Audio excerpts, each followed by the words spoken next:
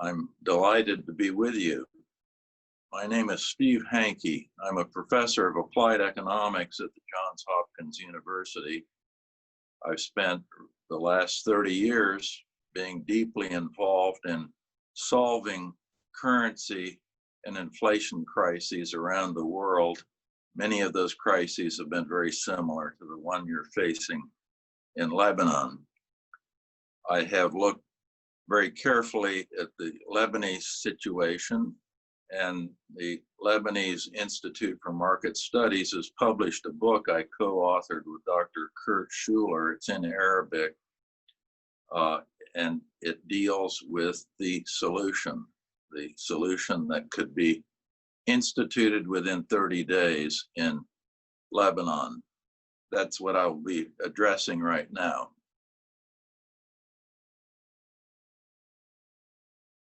Lebanon is facing a currency hyperinflation crisis. Until the currency and hyperinflation crisis is settled and smashed, nothing can be done in Lebanon. I've witnessed this kind of thing many, many times.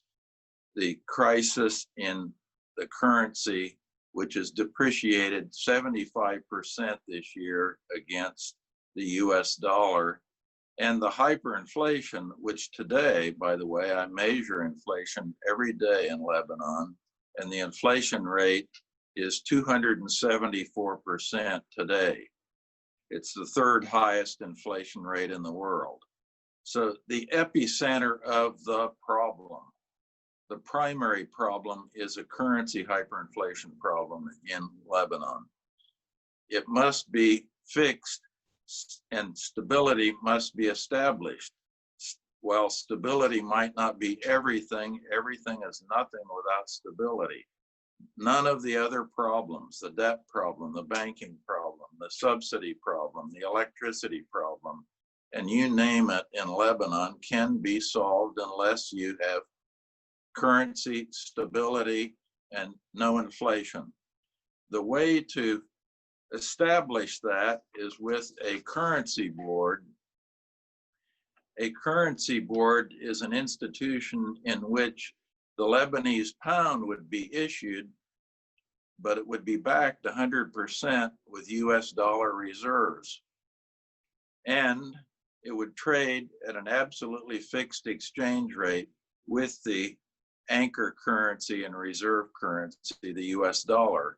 Now that means that the new Lebanese pound would be a clone of the US dollar, it would be exactly equal to the US dollar. If you didn't like your Lebanese pound, you'd take it in and exchange it at the fixed exchange rate under free convertibility for US dollars, and vice versa, obviously.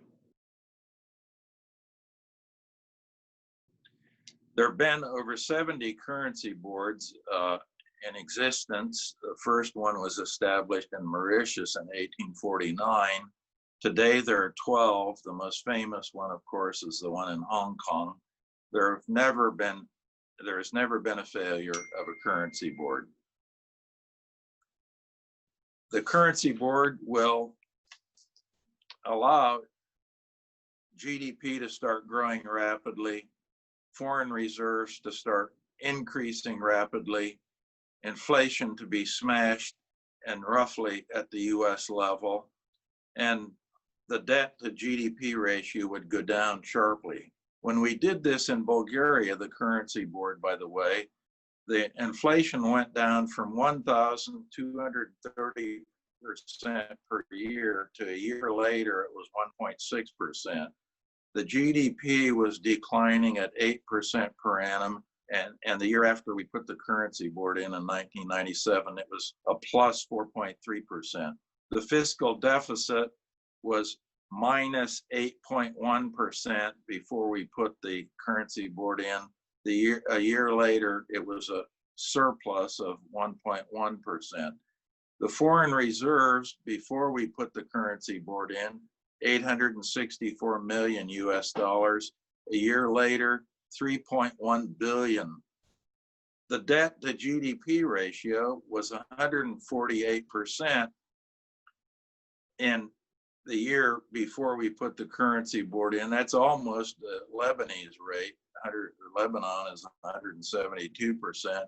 Today, the debt to GDP ratio in Bulgaria is 18.6%. That's the second lowest of any member union.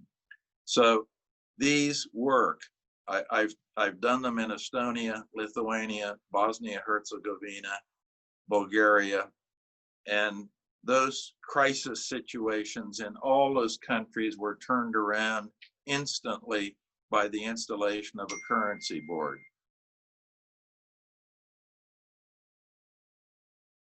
That establishes stability. It gives the whole economy a huge confidence shock. It allows for reforms to start taking place. And obviously, the donor community will become very positive on Lebanon once they see that Lebanon has taken the first step to stabilize the economy, smash inflation, and rid the economy of the uncertainty surrounding the Lebanese pound. Thank you for your attention.